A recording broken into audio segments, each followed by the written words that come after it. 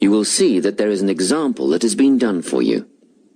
On this occasion only, the conversation relating to this will be played first. Good morning, Travel Link. How can I help you? Good morning. I live in Bayswater and I'd like to get to Harbour City tomorrow before 11 a.m. Well, to get to Bayswater... No, I live in Bayswater. My destination is Harbour City. Oh, sorry, right. So that's Bayswater to Harbour City. Are you planning to travel by bus or train? The man wants to go to Harbour City, so Harbour City has been written in the space. Now we shall begin.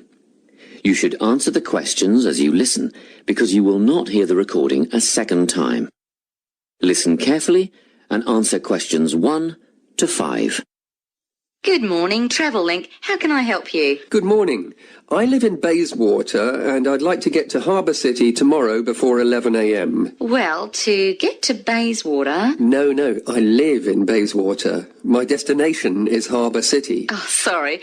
Right, so that's Bayswater to Harbour City. Are you planning to travel by bus or train? I don't mind, really. Whichever option is faster, I suppose. Well, if you catch a railway express, that'll get you there in under an hour. Let's see. Yes, if you can make the 9:30 a.m. express, I'd recommend you do that. Great. Which station does that leave from? Helendale is the nearest train station to you. Did you say Helensvale? No, Helendale. That's Helendale. What's the best way to get to the Helendale station, then? Well, hang on a minute while I look into that. Now, it seems to me that you have two options. Option 1 would be to take the 7:06 bus from the Bayswater Shopping Centre to Central Street.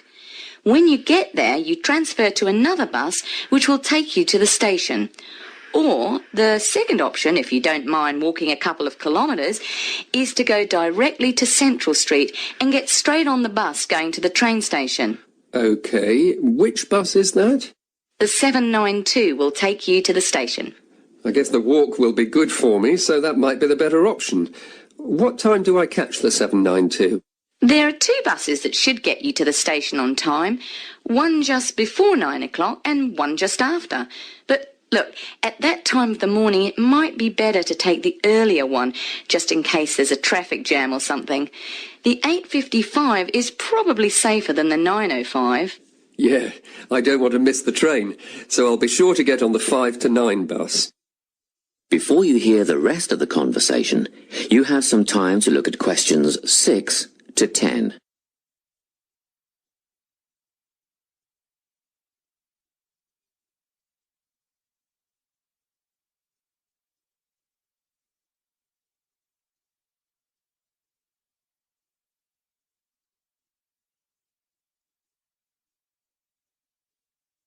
Now listen and answer questions 6 to 10. By the way, how much will I have to pay in fares?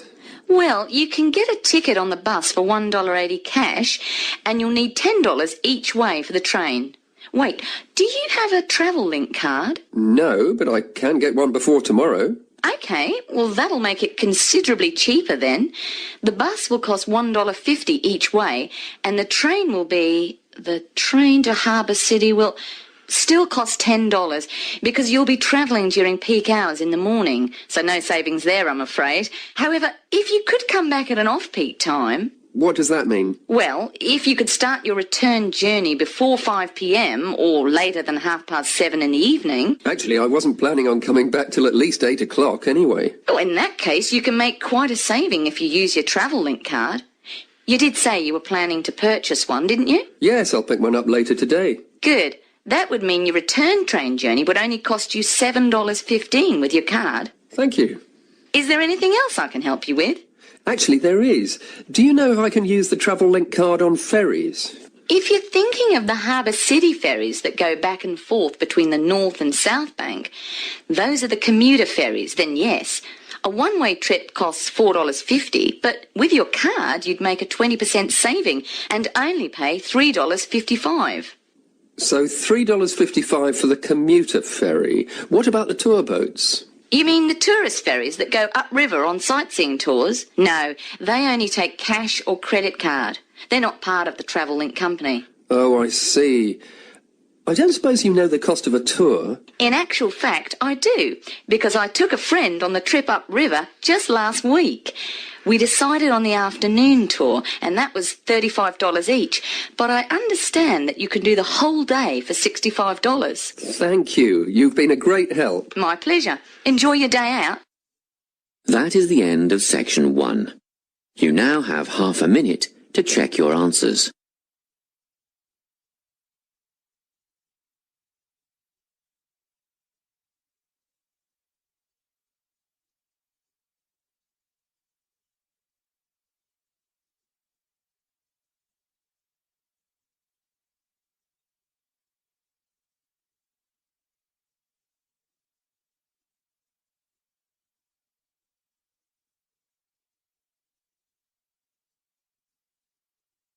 Now turn to section 2.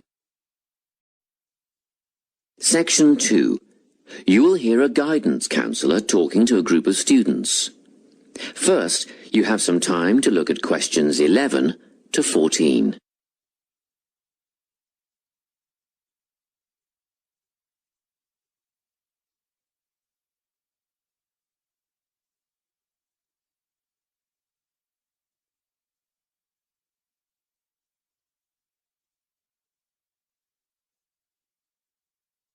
Listen carefully and answer questions 11 to 14. Hello everyone. I'm the Counselling Administrator here at St Ives College, and I've been asked to come and talk to you about our counselling team and the services that we offer. We have 3 professional counsellors here at St Ives: Louise Bagshaw, Tony Denby and Naomi Flynn. They each hold daily one-on-one sessions with students, but which counsellor you see will depend on a number of factors. If you've never used a counsellor before, then you should make an appointment with Naomi Flynn. Naomi specialises in seeing new students and offers a preliminary session where she will talk to you about what you can expect from counselling, followed by some simple questions about what you would like to discuss. This can be really helpful for students who are feeling a bit worried about the counselling process. Naomi is also the best option for students who can only see a counsellor outside office hours. She is not in on Mondays, but starts early on Wednesday mornings and works late on Thursday evenings, so you can see her before your first class or after your last class on those days. Louise staffs our drop-in centre throughout the day. If you need to see someone without a prior appointment, then she is the one to visit. Please note that if you use this service, then Louise will either see you herself or place you with the next available counsellor. If you want to be sure to see the same counsellor on each visit, then we strongly recommend you make an appointment ahead of time. You can do this at reception during office hours or by using our online booking form. Tony is our newest addition to the counselling team. He is our only male counsellor, and he has an extensive background in stress management and relaxation techniques. We encourage anyone who is trying to deal with anxiety to see him. Tony will introduce you to a full range of techniques to help you cope with this problem, such as body awareness, time management, and positive reinforcement. Before you hear the rest of the talk, you have some time to look at questions 15 to 20.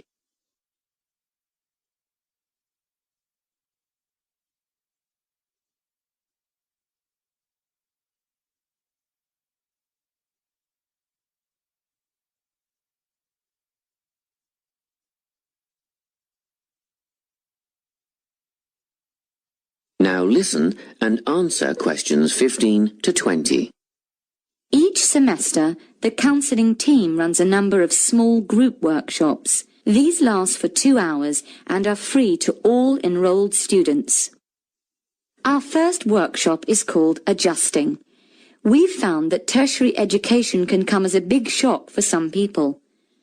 After the structured learning environment of school, it is easy to feel lost. In this workshop, we will introduce you to what is necessary for academic success.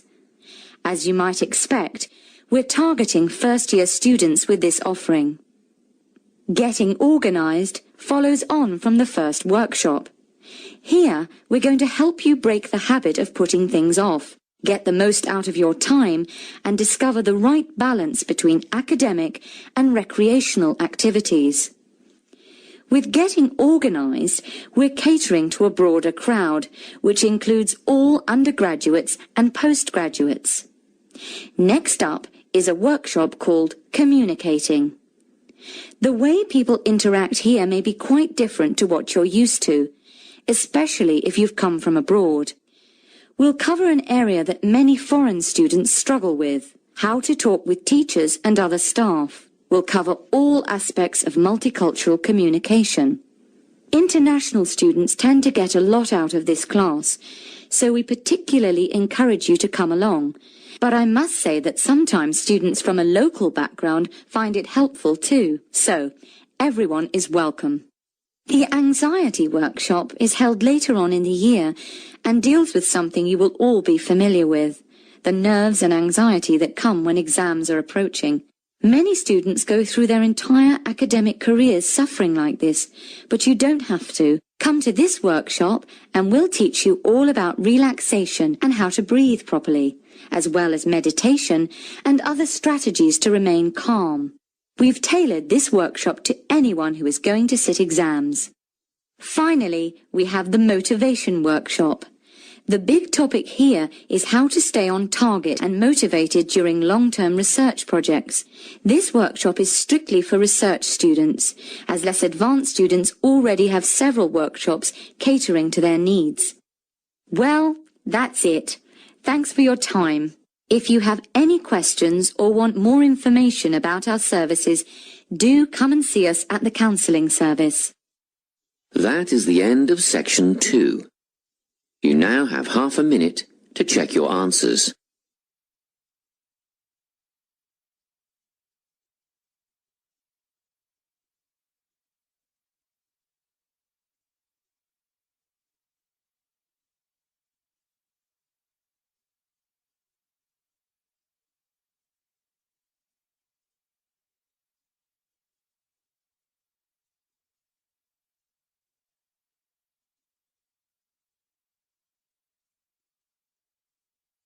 Now turn to section 3. Section 3. You will hear a conversation between a tutor and two students who are preparing for an English literature test. First, you have some time to look at questions 21 to 24.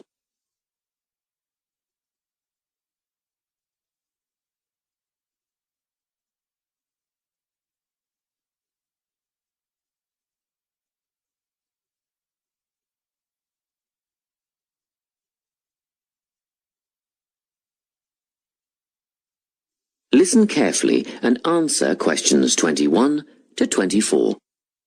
Hello, Lorna, Ian. Glad you could make it.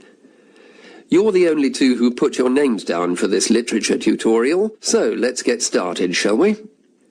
I want to run over some aspects of the novel The Secret Garden with you before the test next week. Be sure to take some notes and ask questions if you need to. Hey, Lorna, have you got a spare pen? Sure, here you are.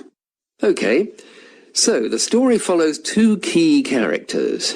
You should refer to them as protagonists, who go by the names of Mary Lennox and Colin Craven. The story is set shortly after the turn of the 20th century, and the narrative tracks the development of the protagonists as they learn to overcome their own personal troubles together. That's quite a common storyline, isn't it? Yes, you're right, Lorna. So what can you tell me about the character of Mary? Well, in the beginning, she is an angry, rude child who was orphaned after a cholera outbreak and forced to leave India and move to the United Kingdom to her uncle's house in Yorkshire. That's right. And there she meets Colin, who spends his days in an isolated room, believing himself to be permanently crippled, with no hope of ever gaining the ability to walk. The two strike up a friendship, and gradually learn, by encouraging each other, that they can both become healthy, happy and fulfilled in life. Will we need to remember a lot of these details for the exam? Just the basic outline. Examiners don't want to read a plot summary. They know what the book is about. Focus on narrative techniques instead, such as point of view. What's that mean? It's all about how we see the story.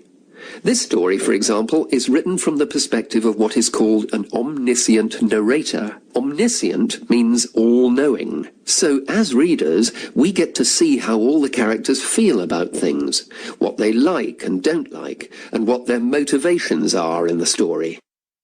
Before you hear the rest of the conversation, you have some time to look at questions 25 to 30.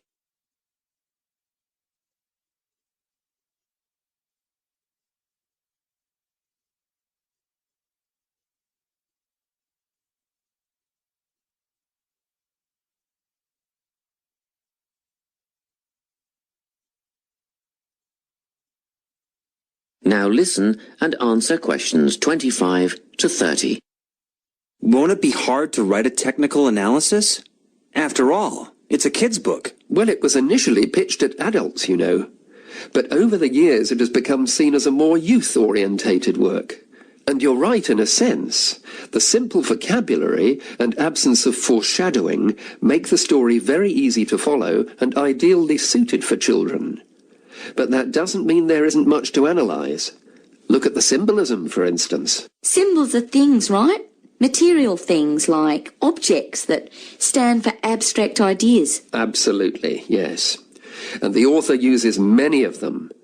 There's the robin redbreast, for example, which symbolises the wise and gentle nature that Mary will soon adopt. Note that the robin is described as not at all like the birds in India. Roses are used as well, as a personal symbol for Mistress Craven. You'll see they're always mentioned alongside her name, and Mistress Craven's portrait can also be interpreted as a symbol of her spirit. Are symbols just another name for motifs? No, motifs are a bit different. They don't have as direct a connection with something the way that a symbol does. Motifs are simply recurring elements of the story that support the mood. Are there any in this novel? Yes, two very important ones. The Garden of Eden is a motif. It comes up a few times in connection with the garden of the story. And then you've got the role that secrets play in the story. In the beginning, everything is steeped in secrecy, and slowly the characters share their secrets, and in the process move from darkness to lightness, metaphorically, but also, in the case of Colin, quite literally. His room in the beginning has the curtains drawn, and he appears at the end in the brightness of the garden. Anything else we need to know about? Yes. Nearly all novels explore universal concepts that everyone has experienced. Things like love, family, loneliness, friendship. These are called themes. The Secret Garden has a few themes that all centre on the idea of connections. The novel explores, for example, the way that health can determine and be determined by our outlook on life. As Colin's health improves, so too do his perceptions of his strength and possibility. The author also examines the link between our environment and our physical and emotional prosperity. The dark, cramped rooms of the manor house stifle the development of our protagonists. The garden and natural environments allow them to blossom, just as the flowers do. Finally, this book looks at connections between individuals, namely Mary and Colin. This necessity of human companionship is the novel's most significant theme, because none of their development as individuals would have occurred without their knowing each other. Well, that about sums it up, I think. That's a great help, thanks. Yes, thanks very much. That is the end of section 3. You now have half a minute to check your answers.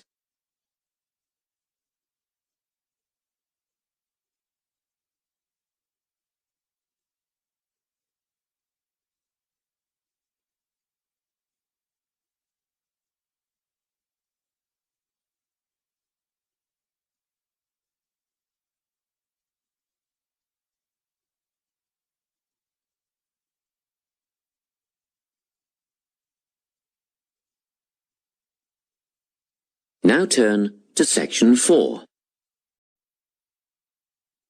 Section 4. You will hear a talk on the topic of time perspectives. First, you have some time to look at questions 31 to 40.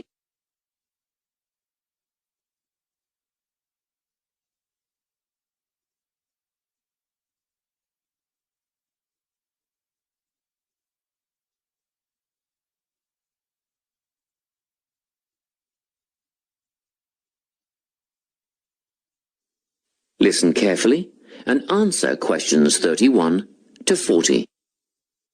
Today, I'm going to be talking about time. Specifically, I'll be looking at how people think about time and how these time perspectives structure our lives.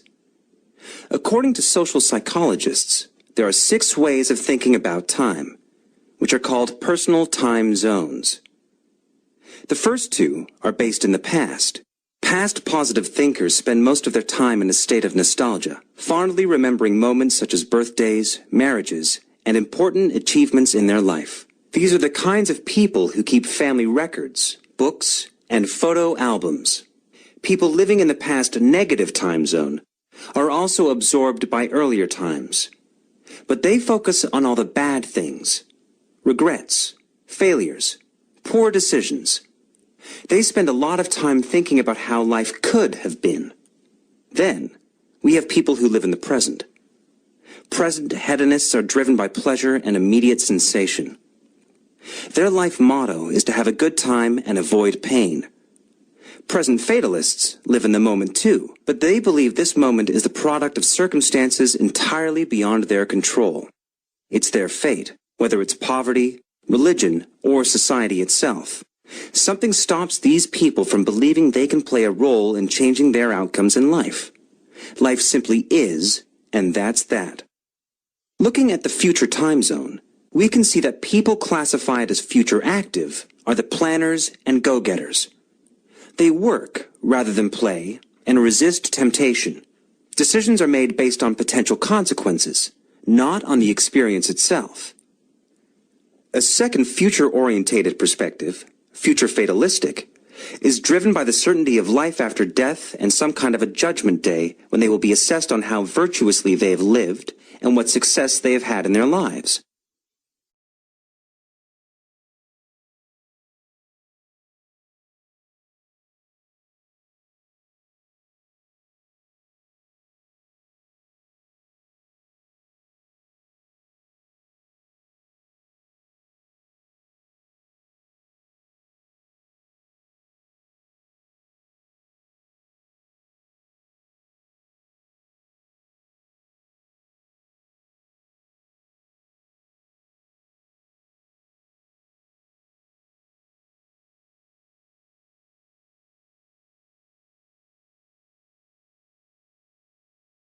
Okay, let's move on. You might ask, how do these time zones affect our lives? Well, let's start at the beginning. Everyone is brought into this world as a present hedonist. No exceptions. Our initial needs and demands, to be warm, secure, fed, and watered, all stem from the present moment. But things change when we enter formal education. We're taught to stop existing in the moment and to begin thinking about future outcomes. But did you know that every 9 seconds a child in the USA drops out of school? For boys, the rate is much higher than for girls. We could easily say, well, boys just aren't as bright as girls. But the evidence doesn't support this. A recent study states that boys in America, by the age of 21, have spent 10,000 hours playing video games. The research suggests that they'll never fit in the traditional classroom, because these boys require a situation where they have the ability to manage their own learning environment. Now, let's look at the way we do prevention education. All prevention education is aimed at a future time zone. We say, don't smoke or you'll get cancer. Get good grades or you won't get a good job. But with present-orientated kids, that just doesn't work. Although they understand the potentially negative consequences of their actions, they persist with the behavior because they're not living for the future. They're in the moment right now. We can't use logic, and it's no use reminding them of potential fallout from their decisions or previous errors of judgment. We've got to get in their minds just as they're about to make a choice. Time perspectives make a big difference in how we value and use our time. When Americans are asked how busy they are, the vast majority report being busier than ever before. They admit to sacrificing their relationships, personal time, and a good night's sleep for their success. 20 years ago, 60% of Americans had sit-down dinners with their families, and now only 20% do. But when they're asked what they would do with an 8-day week, they say, oh, that'd be great. They would spend that time laboring away to achieve more. They're constantly trying to get ahead, to get toward a future point of happiness. So, it's really important to be aware of how other people think about time. We tend to think, oh, that person's really irresponsible, or that guy's power hungry. But often, what we're looking at is not fundamental differences of personality, but really just different ways of thinking about time. Seeing these conflicts as differences in time perspective, rather than distinctions of character, can facilitate more effective cooperation between people and get the most out of each person's individual strengths. That is the end of section 4. You now have half a minute to check your answers.